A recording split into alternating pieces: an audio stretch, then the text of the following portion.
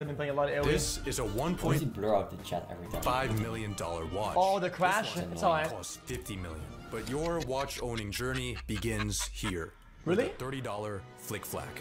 Flick Flacks are simple, playful watches built to teach kids how to tell time. The Flick Flack has these do go hard though. With great durability and elegant designs, it's the perfect start to your watch owning Yeah, journey. I've been off of the crash But as before. you get older, you want a watch that's cooler. So for $40, you buy a Casio. We're talking about a brand that sets the standard for a watch at an affordable tier. Is there honestly one that does it any better than Casio? In 1957 made the first compact electronic calculator. 23 years later, they made one for your wrist. The Japanese company has a wide range of quality, affordable watches with timeless designs. The legendary Casio F91. Dude, no, Jojo, I wish they even went hard on that. I feel like there's a lot of companies that make cool shit that could they could be a watch, and they invest into that brand on like a wearable. And over time, it appreciates like crazy. It's like an investment of its own. W was worn throughout history by highly influential figures like Osama bin Laden and Osama bin Laden's bombs. Your Casio is great, and you love wearing it. But as you get older, you start to want something classier. The Timex Weekender, a brand with American roots, Timex had a mission to make affordable watches with great quality and durability. Notice how it captures the elegance of the most expensive watches. When you think of Timex, you think of the Weekender aesthetic. I love the simple design of these pieces. The Indiglow is a fun, like, just kind of treat with this. Your Timex serves you well. Maybe you should buy another traditional watch. Or maybe you shouldn't. This is all slightly absurd. You don't need a watch nowadays. Because by this point in your journey, you're working towards becoming a young professional. You can't wear an antiquated trinket. You need something practical and productive. So for $250, you buy an Apple Watch SE. The Apple Watch released in 2015, and 4 years later, it outsold every Swiss watchmaker combined. The Swiss watch industry got thrown out the window faster than an Apple sweatshop worker. Your Apple Watch makes you wake up with its vibrating alarm feature. It makes you go outside with its step counter. It makes you go to bed with its sleep tracking. Forget intrinsic motivation and the willpower of the human spirit. All you ever needed were three colorful circles. When you want to watch, but there's a problem with your Apple Watch. Why not wear both? That no amount of convenience, health tracking, or performance metrics can fix. Your Apple Watch has no soul. Compared to the history, the craftsmanship, and the magic of traditional watches, your Apple Watch is just a sterile slab of tech. When you walk in a room with that on your wrist, you're telling everybody I'm 20% me and Jesse met this guy off retail. I wouldn't be contradicted with that on my wrist. Another fucking watch. This is all slightly absurd. You don't need a watch nowadays. But it's just about doing what is exceptional. It's about doing what is beautiful and something that can really tell a story in itself. And then one day, you throw your Apple Watch out the window and you buy a Seiko. Okay. I do like myself a good, nice watch, but dude, so when these guys go over the top and they say some shit that's like artistic, okay, chill out, bro. Presage. Seiko is a brand that offers some of the best value for money in the entire watch industry. During World War II, Seiko produced military watches for Japanese troops. In 1969, Seiko dropped an atomic bomb on the watch industry when they introduced the quartz movement, which used a battery and a quartz crystal to power a watch. These battery-powered watches were more accurate, affordable, and reliable than traditional mechanical watches. The Presage is Seiko's dress watch line, known for their salacious styles. It's a great watch, but it's just a Seiko. Inspiration comes at odd times. In 1917, the founder of Cartier was looking at newspaper photographs of World War I tanks going into battle, and in an act of utter capitalism, he thought to himself, we can make a watch out of this. The Cartier tank has a rectangular design inspired by the Renault FT-17. The iconic watch has transcended the test of time and the boundaries of gender, being worn by everyone from Princess Diana to Muhammad Ali. Its understated elegance makes it a necessary addition to your watch collection. I really hate it, but Chad, there's something about traditional bullshit Roman numbers on the Cartiers. I think it's complete fucking dog shit. I just don't like it. In 1965, NASA needed an official wristwatch for the Apollo space program. 4 watch brands answered the call, and they faced off in the NASA watch trials. One brand, Hamilton, sent in a pocket watch. The 3 remaining watches were put through rigorous torture tests until the Omega Speedmaster reigned victorious. 4 years later, the Speedmaster solidified itself in watchmaking history as the first watch on the moon. One small step for man, one giant leap for the Omega marketing team. 57 quintillion Omega Speedmaster models have since been released, all with different styles and complications. Like this one here that shows you the phases of the moon. Take this. That's an Omega.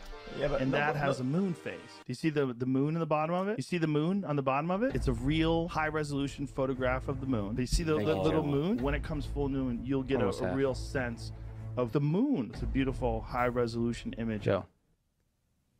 There's one watch brand that everyone knows. If you asked 99 of 100 men on the street to name a luxury watch, we all know what they're going to say. It's just very human to like a Rolex. For $10,000, you buy a Rolex Submariner. Rolex watches were initially built to be tools. When the Submariner released in 1954, it cost $150. But Rolex's superior marketing pop. Because they've earned that spot as that brand. They don't have to expand or go crazy. It's in-cemented. They don't have to do much of anything. And they hold that spot. That's just who they are. That's through good marketing. Culture significance entered their... The brand has also stalled out, though. Brands into the realm of luxury. I have that. What was once a symbol of ruggedness and adventure became one of materialistic success. It used to be that you were the man, so you bought a Rolex. But nowadays, you buy a Rolex in hopes of becoming the man. Yep. In 1971, AP, on the verge of bankruptcy, called upon legendary designer Gerald Genta to make them an unprecedented steel sports watch. The deadline was one single day. At 11:59 p.m., Genta submitted his assignment, unaware that it would soon become the most influential watch design of all time. With its octagonal bezel, exposed screws, and seamless integrated bracelet, the AP Royal Oak is iconic and ubiquitous. Real shit. Hey, where am I in there? Come on, man.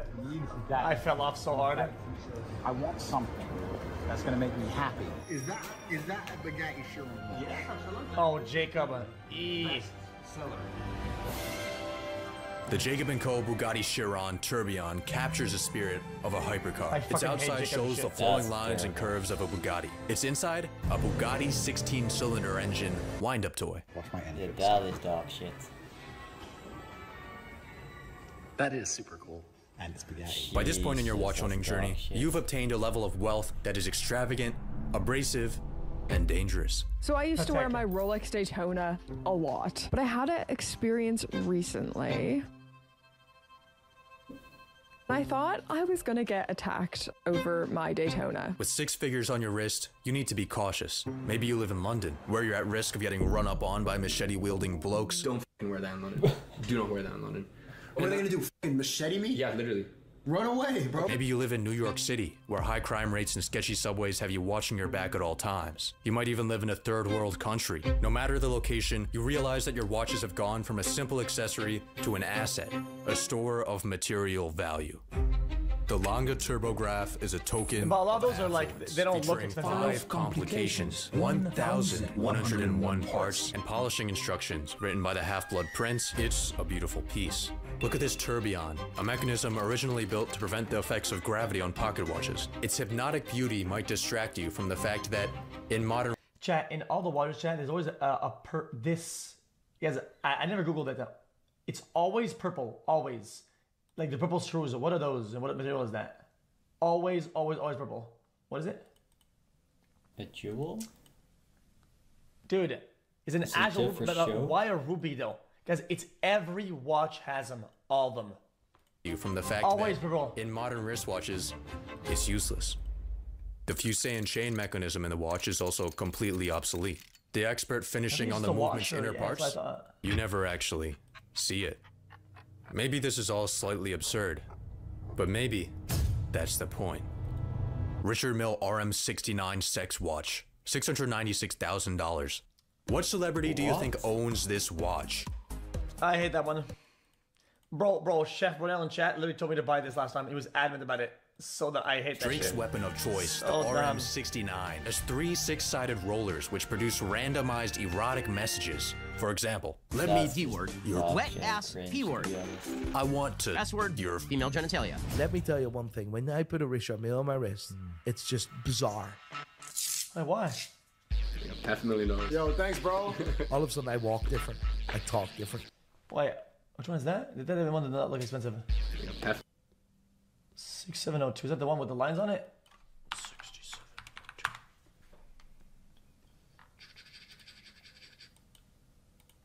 It is. I had it right there. It's the one with the fucking lines on it like that, and it's not worth it, bro. This guy's just trolling. It's not. Oh, that looks like the same as the one the children wear. The $30. Yo, thanks, bro. You said $500,000. You said $500,000. You know? Do people treat you different? Yes. Yeah. Remember that Cartier tank you bought for $5,000? They squished it. You said $500,000. That's not $500,000. 1.5 million. Inspiration comes at odd times. In 1967, a man wearing a Cartier watch got in a car accident. The force of the impact and the heat of the crash melted the oval-shaped case of the man's watch. And when Cartier himself saw the brutally damaged object, he only thought one thing. We can make a watch out of this. That is the backstory of the Cartier crash, according to the Cartier marketing department. I don't get it. The actual backstory of the watch is much simpler. Rich people got bored, thus spawned the Cartier crash, a perfectly really hard to get. Watch. Forget about the price, it's just hard to find calculated.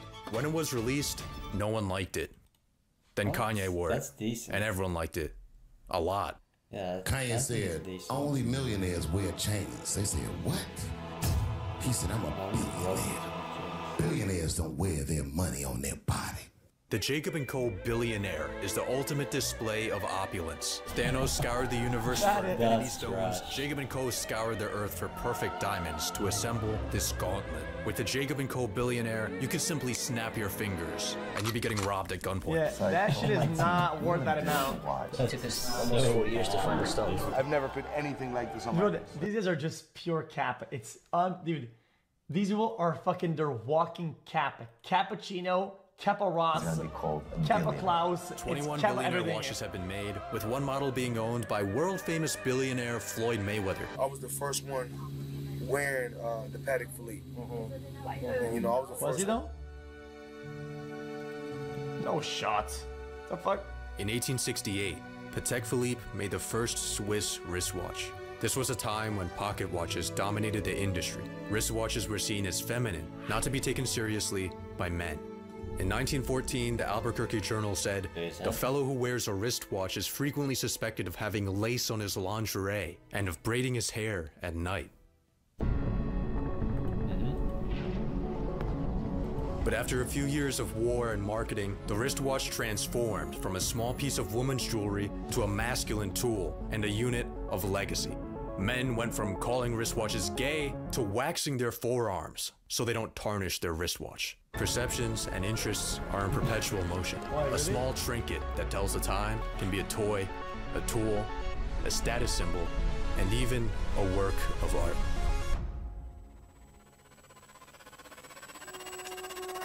Each one of these stones has a story. Carbon, exposed to extreme heat and pressure in the Earth's mantle, transforms into diamond before being pushed to the Earth's surface through volcanic eruption.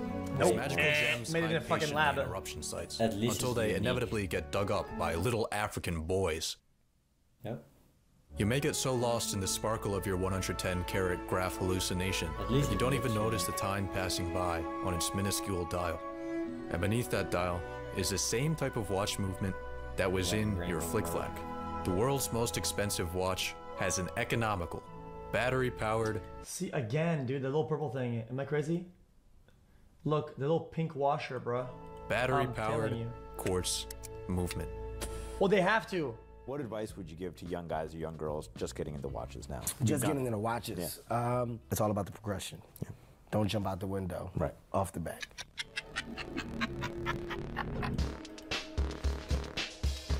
Yeah, don't buy them, no shit. Yeah, don't buy that shit. The fuck?